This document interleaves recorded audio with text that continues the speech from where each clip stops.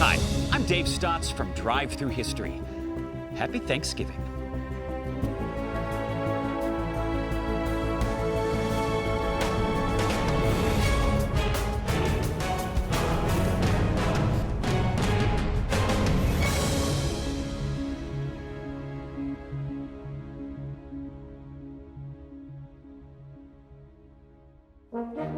In most American households, the fourth Thursday in November is all about sharing a big meal.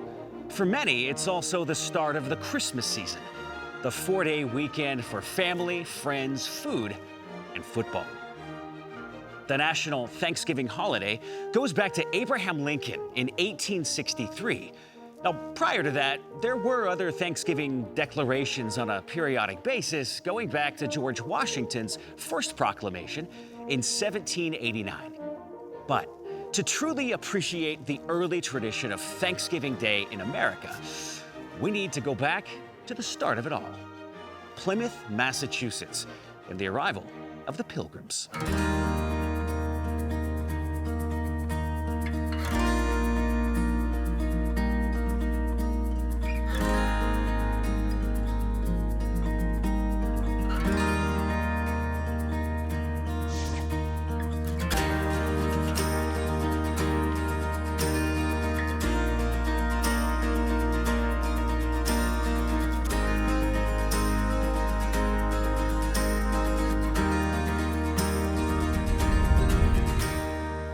This is Plymouth Rock at Pilgrim Memorial State Park in Plymouth, Massachusetts.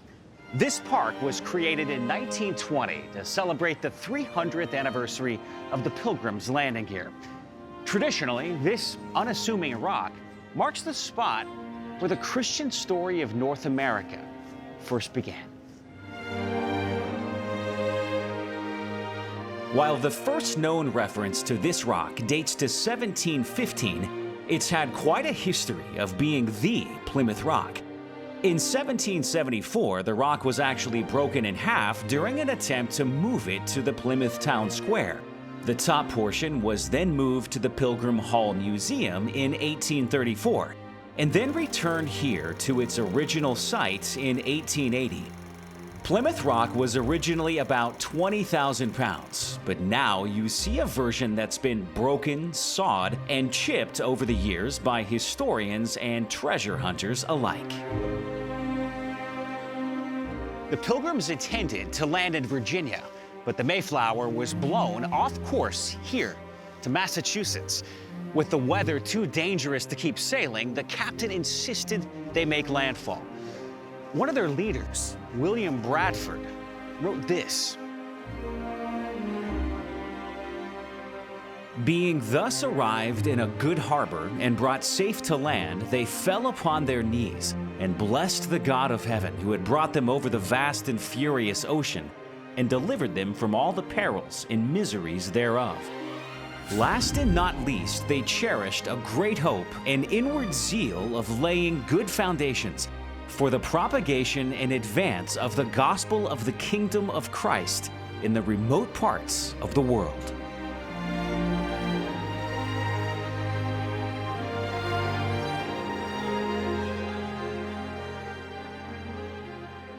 "200 years later, at the bicentennial celebration of the landing of the Pilgrims at Plymouth Rock, Secretary of State Daniel Webster said, 'There is a sort of genius of the place which awes us.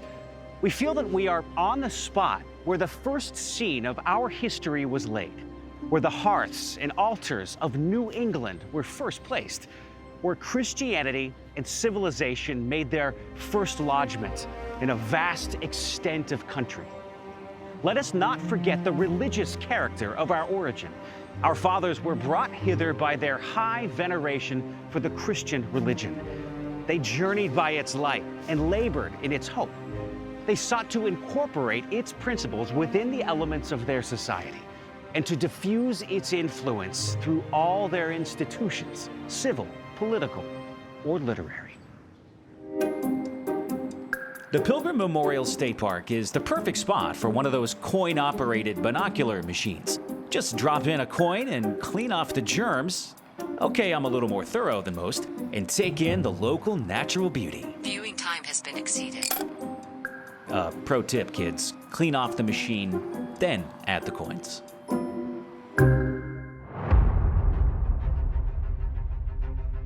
This painting, The Embarkation of the Pilgrims, still hangs in the U.S. Capitol Rotunda in Washington, D.C.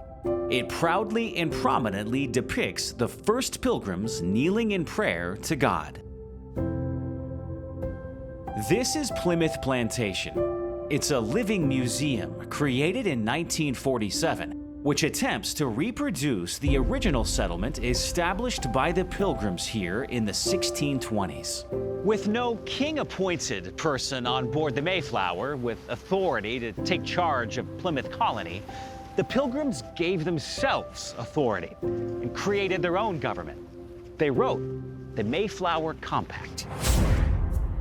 We whose names are underwritten, having undertaken for the glory of God and advancement of the Christian faith and the honor of our king and country, a voyage to plant the first colony in the northern parts of Virginia, do by these presents solemnly and mutually in the presence of God and one another, covenant and combine ourselves together into a civil body politic.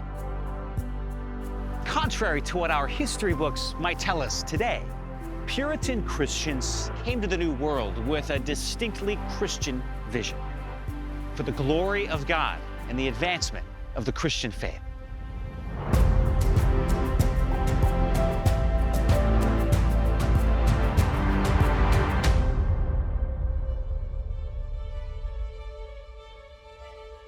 Once the Pilgrims agreed on their community structure, the hard work of running the colony began. Sadly, the Pilgrims were very unprepared for their first harsh winter in the New World. More than half of them died of exposure and starvation before spring of 1621. By the following winter, an English-speaking Indian named Squanto befriended the Pilgrims and taught them how to build durable homes and grow maize. Governor William Bradford wrote that Squanto was, quote, a special instrument sent by God for their good beyond their expectations. In the late fall of 1622, the Pilgrims, Squanto, Chief Massasoit, and the Wampanoag people feasted on maize and wild game, giving thanks to God. Many historians consider this gathering the first Thanksgiving on American soil.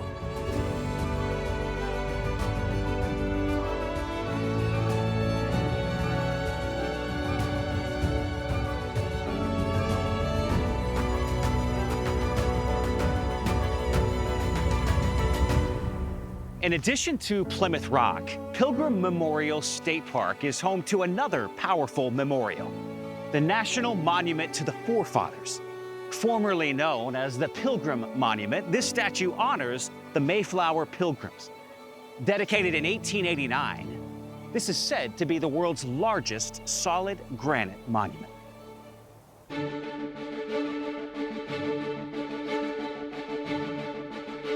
On the main pedestal of this 81-foot monument stands the heroic figure Faith, with her right hand pointed toward heaven and her left hand clutching the Bible.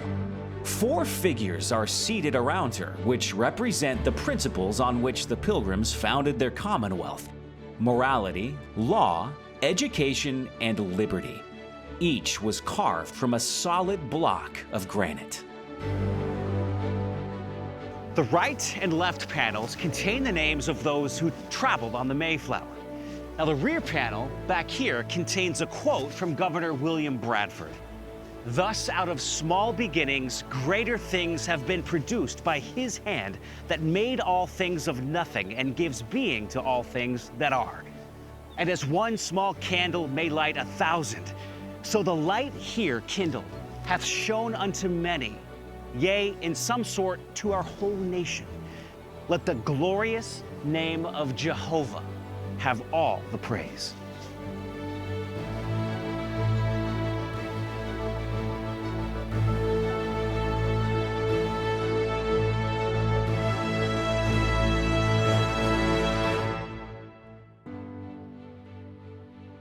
there you go.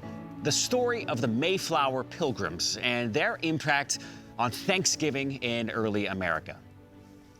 By the way, this full-scale reproduction of the Mayflower just received a total restoration for the 400th anniversary of the Pilgrims' arrival in New England.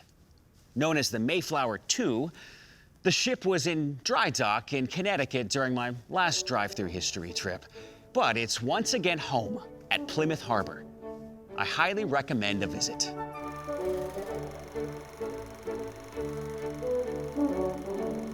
So, while the Pilgrims get credit for establishing the tradition of Thanksgiving in America, it wasn't until after the American Revolution that the first national holiday was declared. For that story, let's take a quick jaunt to Washington, D.C.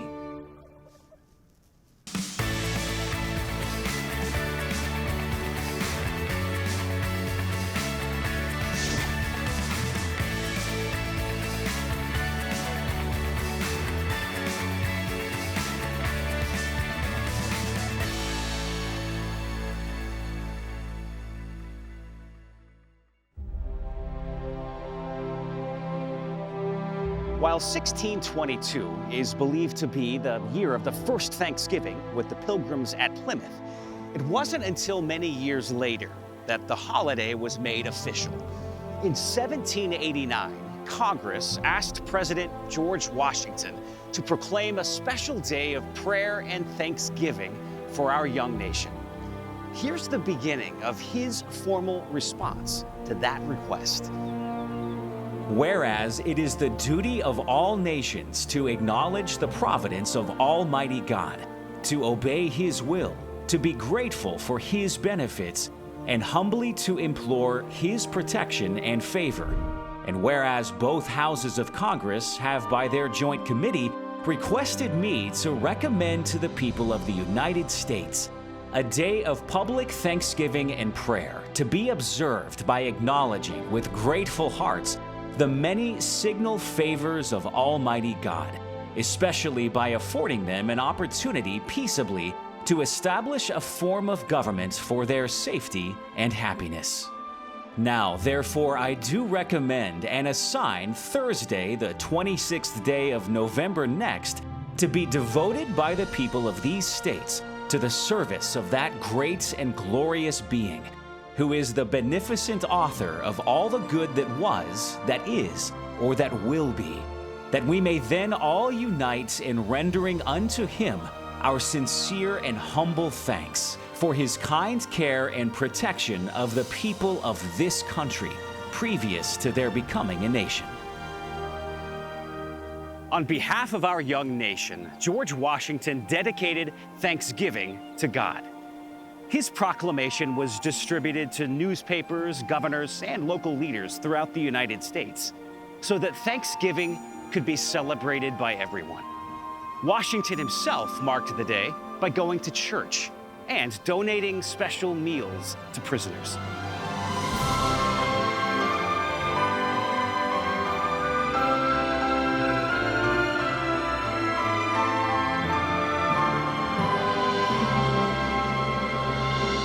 In 1817, New York became the first state to officially adopt an annual Thanksgiving holiday. Other states soon followed, each celebrating on a different day in the fall. 10 years later, the writer Sarah Josepha Hale, famous for her nursery rhyme, Mary Had a Little Lamb, launched a campaign to establish Thanksgiving as one national holiday each year. For nearly 4 decades, she published editorials and wrote letters to government officials, earning her the nickname Mother of Thanksgiving. Abraham Lincoln finally heeded her calls, and in 1863, at the height of the American Civil War, he scheduled a National Day of Thanksgiving for the final Thursday in November. Over the years, American presidents, governors, and mayors have delivered a number of Thanksgiving Day proclamations. This is probably the most famous one yet, delivered by Abraham Lincoln in October of 1863. The year that is drawing towards its close has been filled with the blessings of fruitful fields and healthful skies. To these bounties, which are so constantly enjoyed that we are prone to forget the source from which they come, others have been added, which are of so extraordinary a nature that they cannot fail to penetrate and soften even the heart which is habitually insensible to the ever-watchful providence of Almighty God. No human counsel hath devised, nor hath any mortal hand worked out these great things. They are the gracious gifts of the Most High God, who, while dealing with us in anger for our sins, hath nevertheless remembered mercy. It has seemed to me fit and proper that they should be solemnly, reverently, and gratefully acknowledged as with one heart and voice by the whole American people.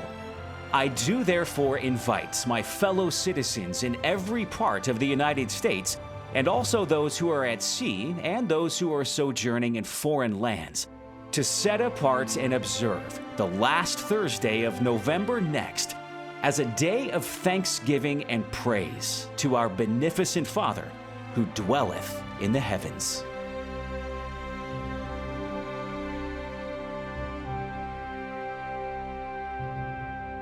After Lincoln's proclamation in 1863, Thanksgiving was celebrated on the last Thursday in November every year until 1939. It was then that President Franklin D. Roosevelt moved the holiday up a week in an attempt to increase holiday shopping during the Great Depression.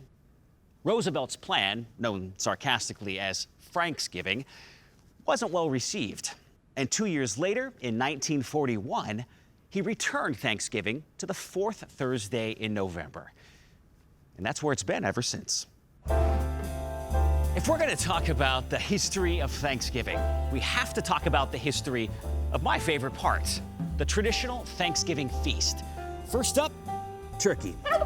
Thanksgiving and turkey go hand in hand.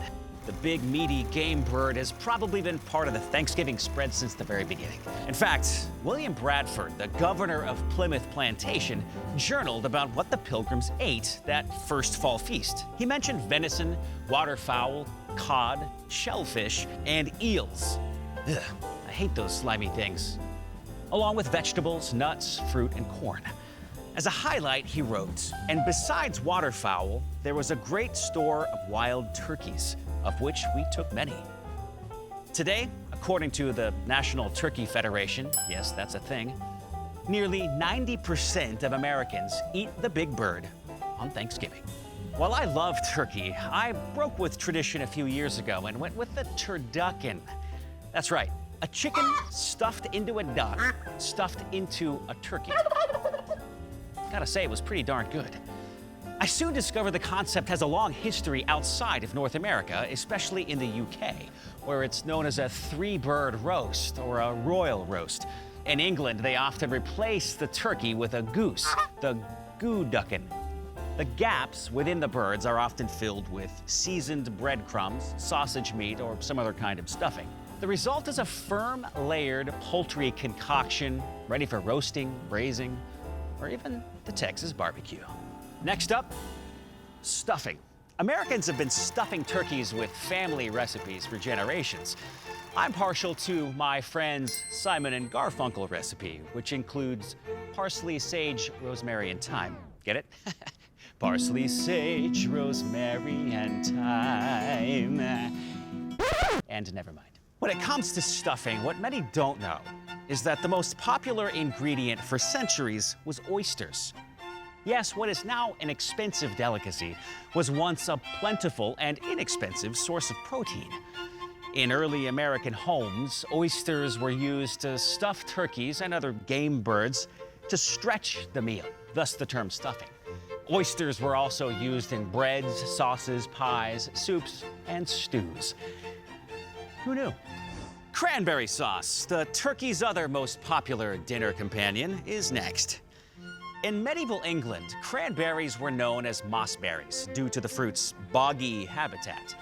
In early America, the name cranberry came from German settlers in the 17th century who called the food craneberry. According to tradition, cranberry refers to the long stamen of the fruit's flower, which looks like a crane's neck. Crane, you get it. Cranberries were mentioned in a colonial writing dating to 1672, saying, "Indians and English use it much, boiling them with sugar for a sauce to eat with their meat." By 1796, a widely used cookbook called American Cookery suggested the traditional way to roast turkey was with boiled onions and cranberry sauce. So there you go. The reason we put little fruits with our meat on Thanksgiving. Next, sweet potatoes with marshmallows. Although not my thing, many view the Thanksgiving meal as incomplete without this marriage of the tuber with caramelized gooiness. The tradition seems to date back to the 1800s when the national Thanksgiving holiday really took off in America. Northerners discovered sweet potatoes, long eaten in the South, and incorporated them into their traditional meal. Now, marshmallows had just become a new thing in France, where chefs beat the roots of the marshmallow plant with egg whites and sugar. In Europe, they were a rare handmade treat. The marshmallows went mainstream in America after entrepreneurs substituted cheap gelatin for the expensive marshmallow root and figured out how to manufacture the sweet lump of chewiness on a mass scale. In 1917, the Angelus Marshmallows Company distributed a recipe booklet with all the ways Americans might use marshmallows, including the classic pairing with the sweet potato. And now for desserts. Pumpkin pie. The English were masters at wrapping anything in a crust, from meats to vegetables to fruits. In fact, English cookbooks featured pumpkin pie recipes as early as the 1600s. Thus, American colonists grew pumpkins from their earliest years in the New World. And there's a long legacy of pumpkin pies being a part of holiday meals. By the 1800s, pumpkin pie was synonymous with Thanksgiving. In 1869, the Connecticut Courant, the oldest continuously published newspaper in America, declared turkey and pumpkin pie as the, quote, two inevitable Thanksgiving dishes. So, now you know a little bit more about the history of the traditional Thanksgiving meal. It's time to eat.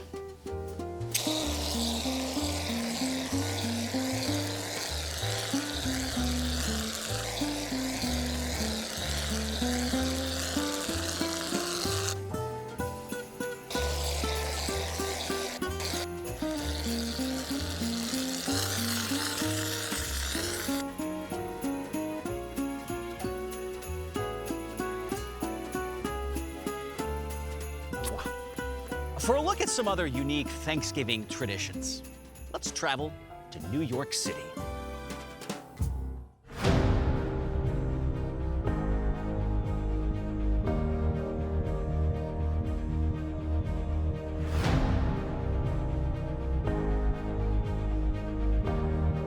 I really couldn't help getting excited about being back in the Big Apple, the city that never sleeps. Top down, sun in my face, soaking it all in. Well, soaking it all in definitely happened as a huge rainstorm blew in from nowhere. So luckily, with the push of a button, up went the top and we're back in business, exploring Gotham's streets, boroughs, and traffic.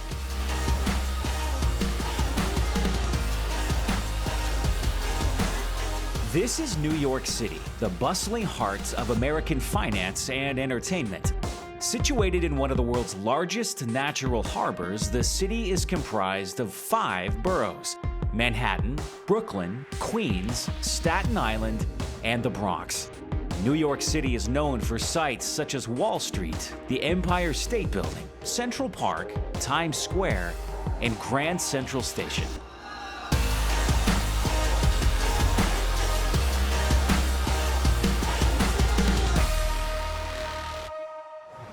New York City, the Big Apple, the city that never sleeps. Since I'm here, I thought I would tell you about some really unique Thanksgiving Day traditions that started on the streets of New York.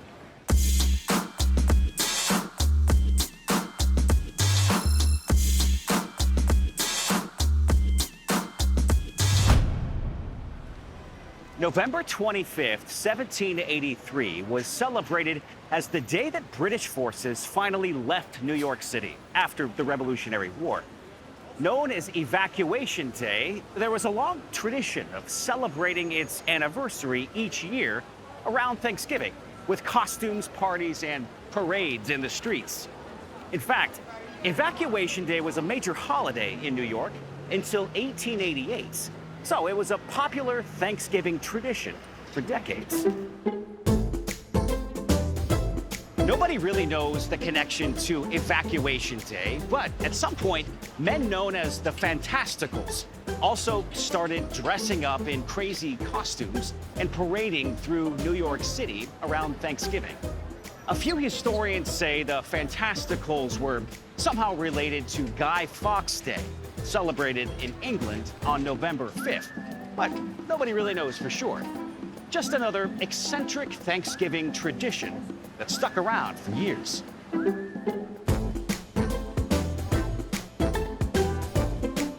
Then, sometime around 1817, kids started dressing up in costumes and roaming the streets too.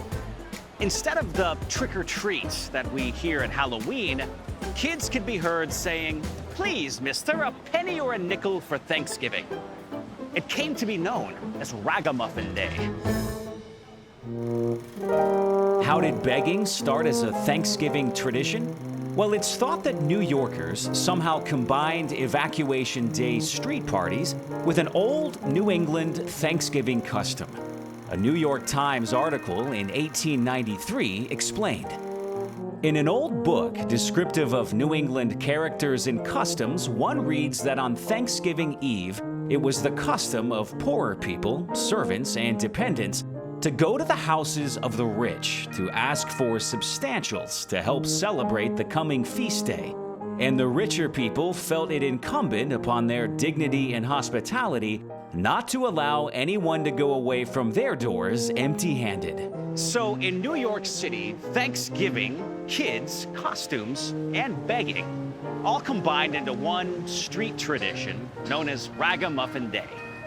By the 1880s and 1890s, more and more children took to the streets dressed as ragamuffins. Along the way, they added pilgrims, Indians, Uncle Sams, and other characters to the mix. By the beginning of the 20th century, New York City was crowded on Thanksgiving Day with rowdy, costume-begging children. The New York Times again described the scene. From early morning to late evening, thousands of children roamed in ragamuffin costume, blowing horns, throwing harmless missiles, and playing at begging. The practice of dressing up as ragamuffins seems to be growing among the city children each Thanksgiving Day, and the parents of many seem to take an interest in the displays, judging by the great variety and fantastic costumes which the children wear. In 1925, the Madison Square Boys Club held the first of what became an annual Thanksgiving Day parade to protest children begging for money. The boys carried banners reading, "American boys don't beg." This was the beginning of the end for Ragamuffin Day.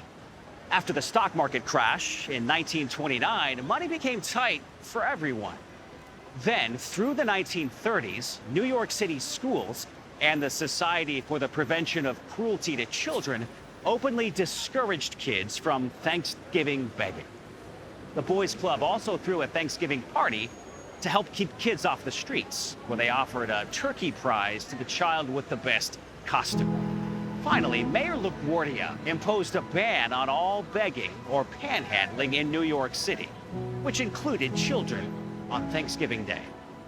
Despite some holdouts, the tradition died a little more each year until Ragamuffin Day disappeared into history by the beginning of World War II.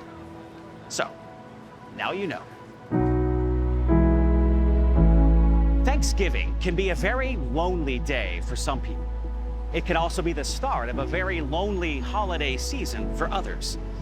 At its heart, the story of Ragamuffin Day here in New York City reminds us to help out the poor and downtrodden, the homeless and the lonely. It's just the right thing to do around Thanksgiving. Maybe serving at a soup kitchen, homeless shelter, or a church outreach. Maybe opening our homes to a coworker, single person, or someone who has recently lost a loved one. You know, that's something we should all strive to do better on Thanksgiving Day.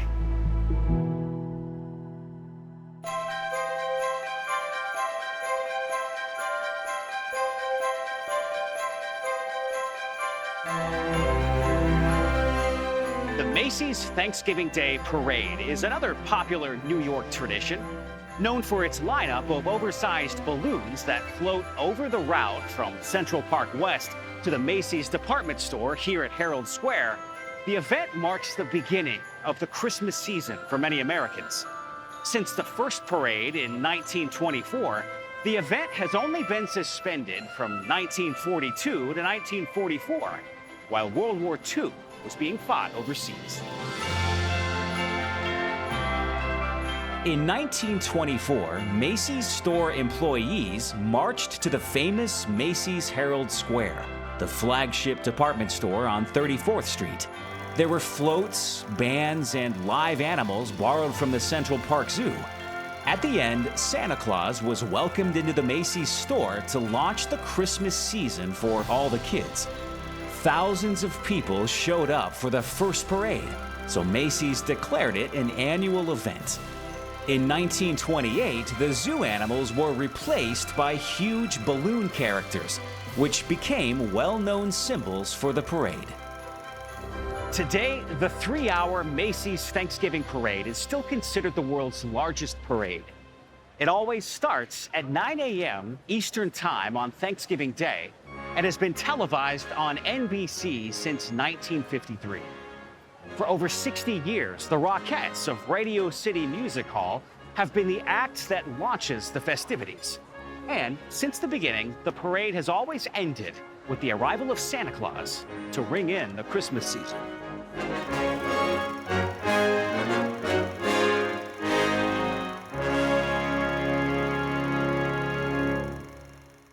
After the September 11th, 2001 terrorist attack on New York City, the Macy's Thanksgiving Day Parade was held just 2 months later.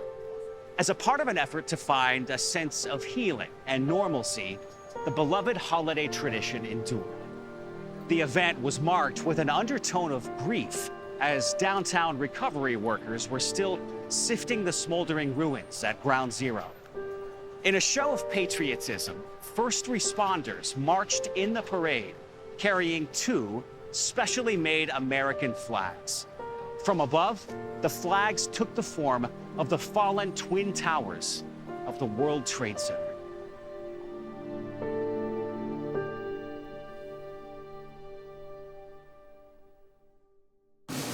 One Thanksgiving tradition in recent decades is the presidential turkey pardon. Each year, the President of the United States is presented with 3 live turkeys by the National Turkey Federation.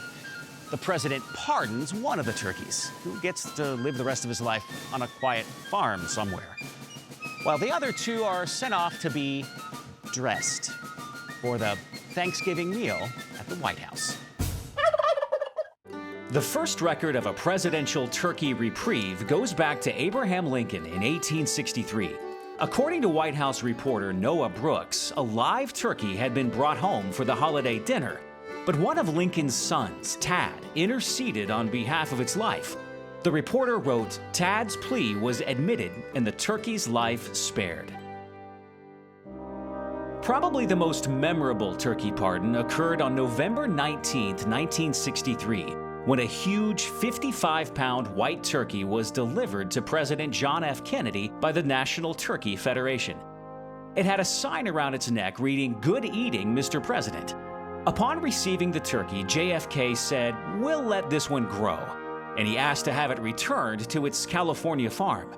Tragically, the president didn't make it to Thanksgiving that year.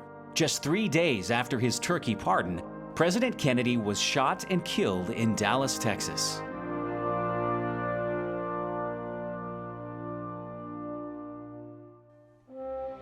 Many years of turkey gifts and presentations have been recorded at the White House, but it wasn't until November 17, 1989, that President George H.W. Bush officially pardoned a 50-pound turkey and firmly established the annual tradition.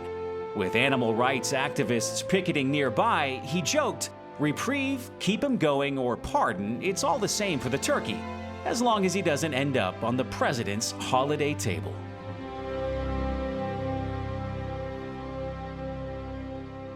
One president who seemed to have a special relationship to Thanksgiving was President Ronald Reagan.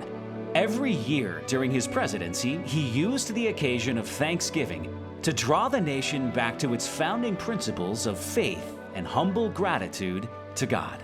More than 3.5 centuries ago, a small band of pilgrims gathered around a harvest time table in New England to thank God for the bounty He'd bestowed upon them and for carrying them safely through their first year in the New World. Now, so many years later, we Americans still take time in this season to thank someone larger than ourselves for all the blessings He's given us. We thank Him for the richness of our land. We thank Him for our freedoms. We thank Him for the goodness and decency of our nation. We thank Him for the opportunities we have as Americans. And like those early pilgrims, we thank Him for carrying our people safely through another year. Happy Thanksgiving, and God bless you. In the Stotts household, one of our family traditions is to wake up really early on Thanksgiving Day and run the turkey trot. While the turkey trot supports a good cause, if I'm honest, I think it might just be my way to rationalize eating more turkey later in the day, and night, and next day. You get the picture.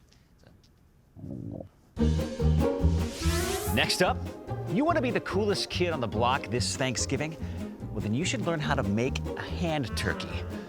First, just get some colored paper and some colored pencils and crayons. Step 1, trace your hand. The wedding ring bulge there. Okay, index finger, thumb, the turkey neck, and Step 2, finish the body.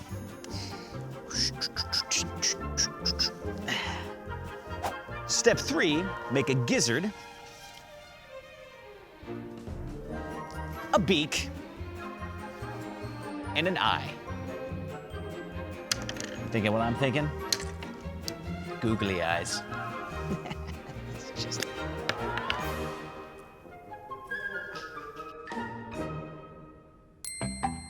Step 4, add a wing.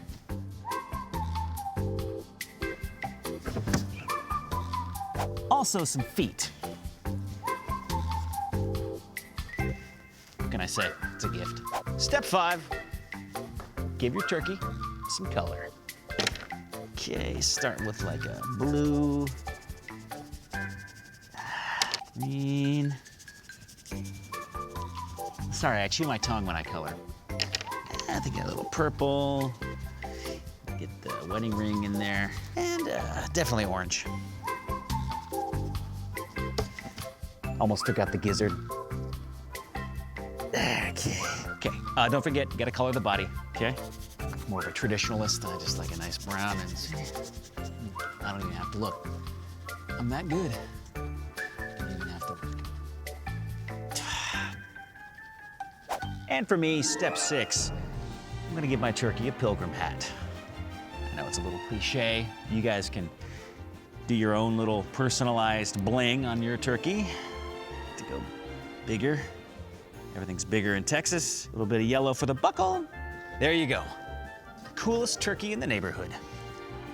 Almost forgot to give it a name.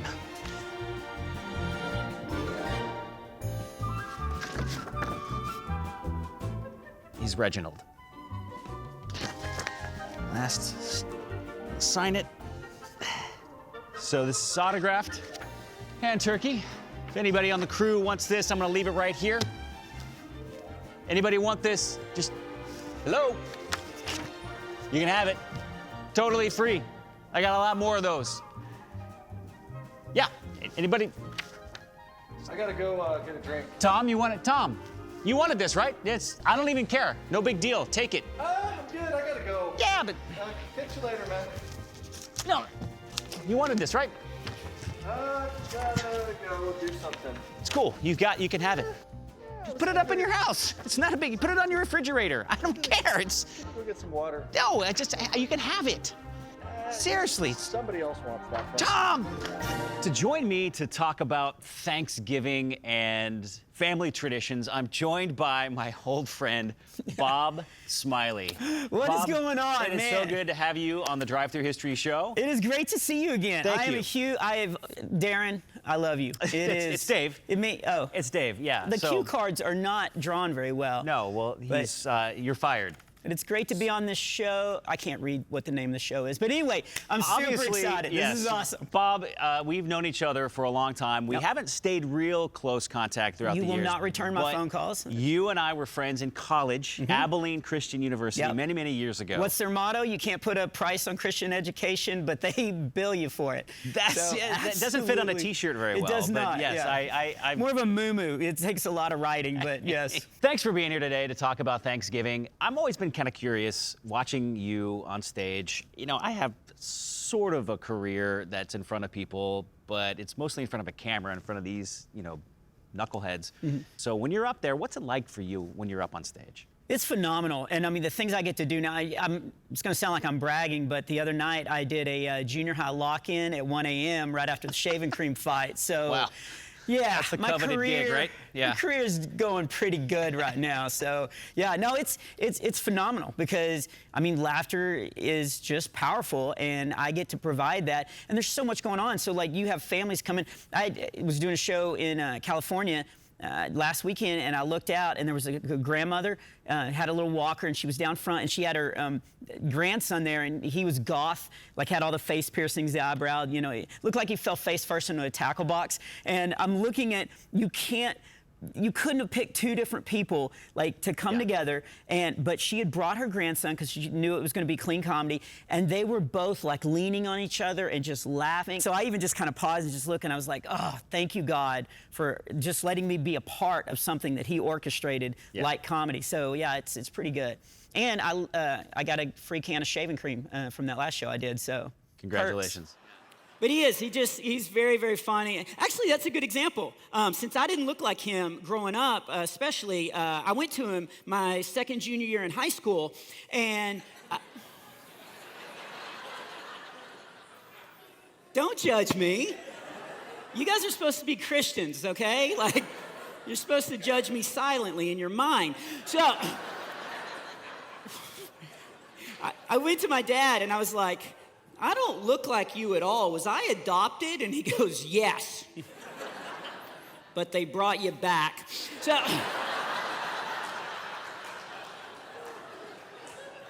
So, okay, you get out of bed, your feet hit the ground. What does Thanksgiving look like for you?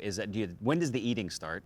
It usually starts because my mom and my wife, and her mom will like cook a big meal and everything, and then it usually starts with me walking in, and it's usually about 10:30, and I walk in and I do the same joke every year. I walk in and I go, I am stuffed. And they're just slaving away, and they all look at me like it. So it usually starts with something like that, something snarky. Come in with like a Taco Bell, cup. Yeah. It's like, man, I couldn't eat another thing. But yeah, we like to start with blood boiling and just get that, that tension in Cherished the air. And, holiday tradition. How the Pilgrims, I think, probably did it a little bit. Clearly. But no, we all kind of help out. I help out by staying out of the kitchen. They say that that's my talent. Yeah. It's funny that you mentioned that because I was thinking I had this great moment. It happened during Thanksgiving that really kind of inspired me from a Christian standpoint. But so some of my first bits was about my mom's cooking. So I'd say we had a saying at our house where there's smoke, there's dinner. My mom used to use the smoke alarm as a timer. The timer would go off, and you'd hear boop, boop, boop, and she'd come running in. Dinner's ready. Everybody stop, drop, and roll. Fix yourself a plate. One bit I did, I can't believe I got away with this, but I was like, you know how it says in the Bible that a dog will return to his own vomit? Yes. Ours wouldn't. That's how bad the cooking, like I would say stuff like that. And here's what's funny. I did those bits for about a year and a half when I was starting. My mom is a phenomenal cook. And so I finally went to her and I was like, hey, I'm doing jokes about you. I was telling a Thanksgiving story. Yeah. And I was like, and she goes, hey, whatever will pay your bills, because we're not going to anymore. So she was on board with it. But yeah, it's all about just the meal, and the Bible talks so much about, you know, like having a meal together and stuff. And so I think it's just the perfect time just to sit and just love on each other and make sure that people know that they're loved. And yeah, it's a phenomenal thing. So we eat, we all go into the living room. We all try to get comfortable and stuff. I like to, when I was a kid, I used to like to look around the living room to see what I might look like when I get older, because it was all our family, and you know, like, you know. Don't do that. I know. No, don't do I was that. like, oh, I hope I have a thick mustache like Aunt Debbie. And you know, it was, she hates that joke, but she won't shave. So, but we. How do you still have a family after the career like this? Yeah. How have they not disowned you? They actually haven't told me where this year's Thanksgiving is going to be yet, but Okay.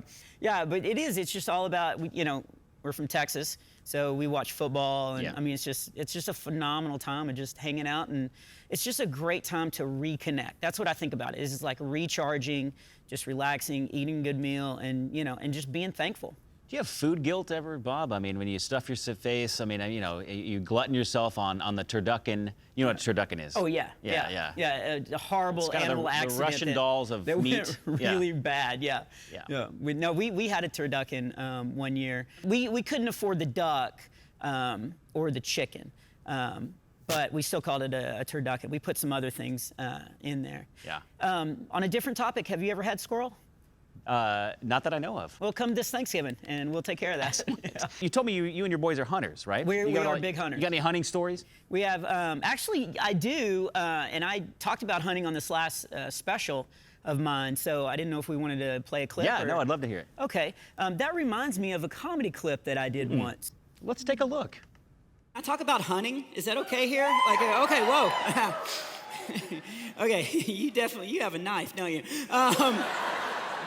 Because some people are against hunting. Well, if you really are for hunting, I'm not bragging, but I just wanted to, I got a 10-point buck this year, and yeah, and it did not mess up my truck like I thought it was going to.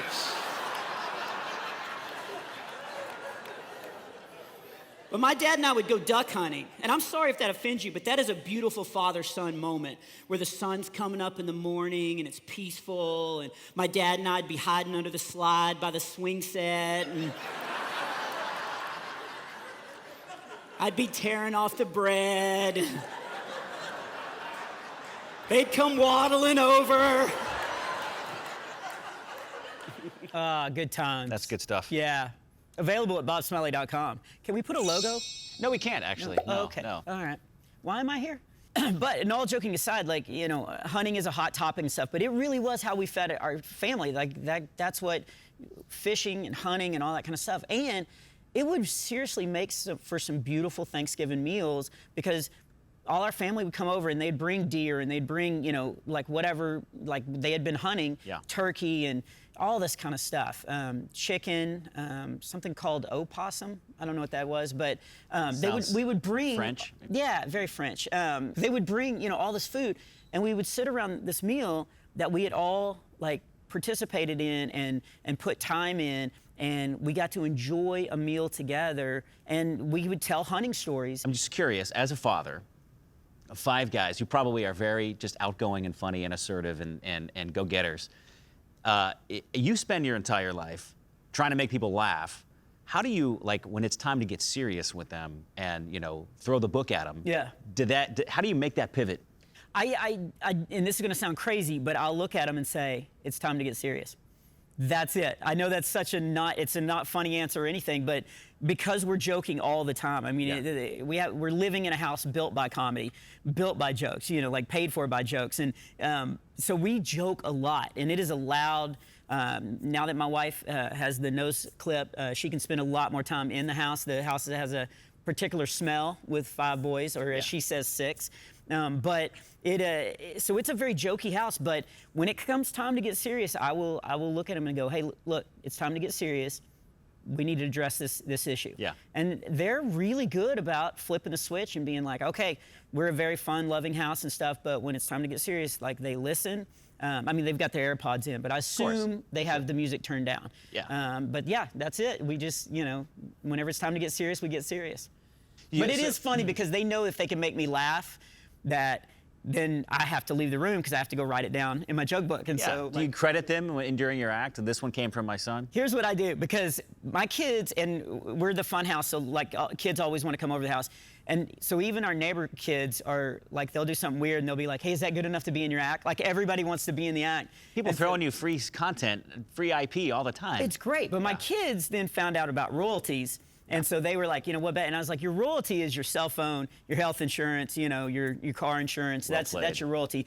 Yeah. And you actually owe me some now. So let's get to writing. How deep do you want to go with the whole royalty thing? Yeah, that's true. Yeah.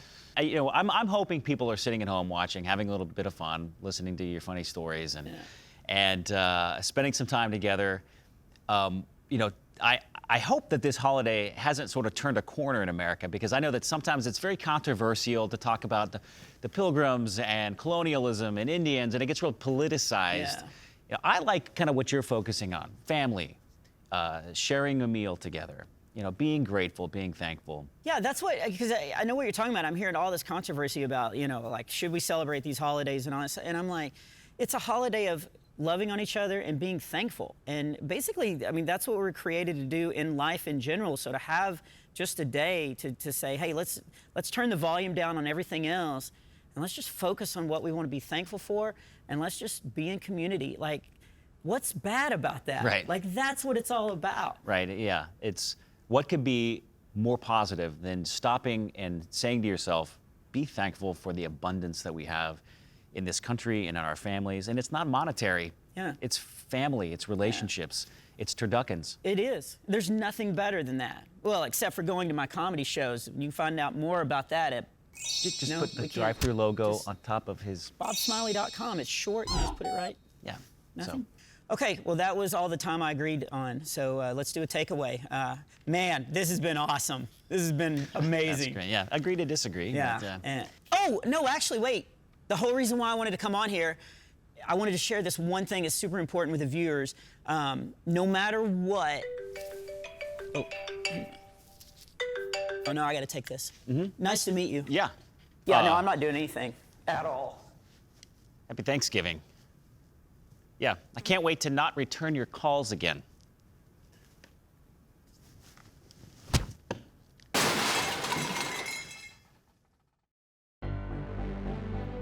Cicero, the Greek lawyer and philosopher of ancient Rome, once said, gratitude is not only the greatest of virtues, but the parent of all the others.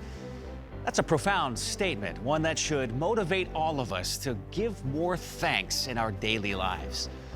Now, I've read about a number of renowned people who think a state of gratefulness, an attitude of gratitude, is the key to a successful life. A thankful heart expresses positiveness, humility, contentment, and happiness. It creates better relationships and better results. Gratitude is often the antidote for the crummy things in life, even the stuff that's gone awry in our country, communities, and culture. A popular business coach once said, if you want to be 100 times more successful in life, you need to be 100 times more grateful.